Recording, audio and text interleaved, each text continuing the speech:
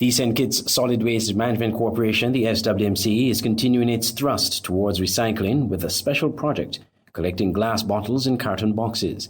In a recent edition of the corporation's radio show, Talking Trash, Senior Manager in charge of Human Resources and Communication, Ms. Jamila Christopher, gave details of how this collection drive will be administered. Most of the bottles then just end up at the landfill, and as Mr. Philip mentioned, that we have allocated an area, and so bars, shops, those type of places, they usually will have a surplus of bottles. They can at least place them in a large bag and bring them to the landfill cost free. Another item that we are collecting is the cardboard. Cardboard. But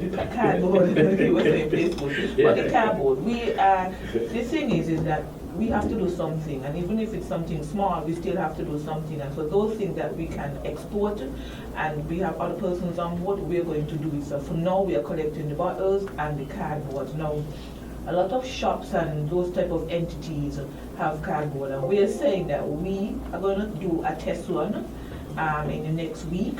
The number is 662-8572. It's a WhatsApp number. Now, if you have large amounts of cardboard, for example, when I was coming through the Keys region, it was obvious that the person had, I think they maybe had construction stuff where they would have, maybe televisions or whatever they would have did. They had a number of cardboards. We're going to come and collect that free. We're going to do a test run in the upcoming week. And so once you have a large amount of cardboard, you can text us, send us your location via WhatsApp at 662-8572, and we will give you the date and time where you can put that stuff at curbside, and we will come around and collect it.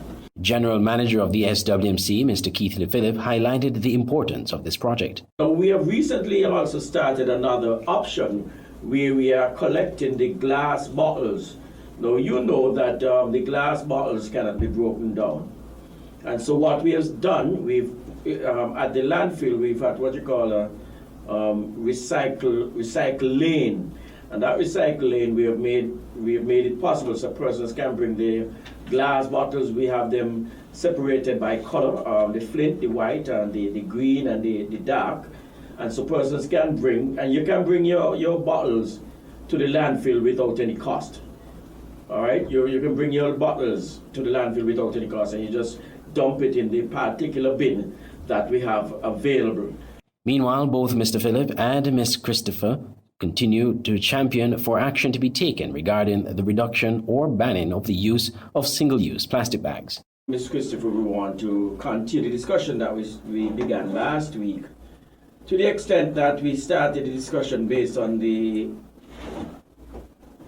use of the non-use, if you will, of the single-use plastics, and we are advocating, at least I am, advocating for the discontinued use of single-use plastics, the plastic bags, the plastic straws, the plastic cups, the styrofoams. That would from my personal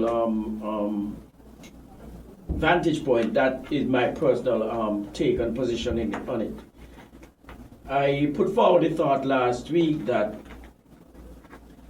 if this was not legislated, if we did not have laws to that extent, then all the conversations we would have would be near futile, because it would then depend on people to do the right things, and we know how that works. Mr. Phillips stressed that considering that the current cell at the sanitary landfill in Connery has about a year left of its lifespan, there is urgent need to reduce the waste generated, hence the call to reduce the use of single-use plastic bags and recycled materials like glass bottles and carton boxes.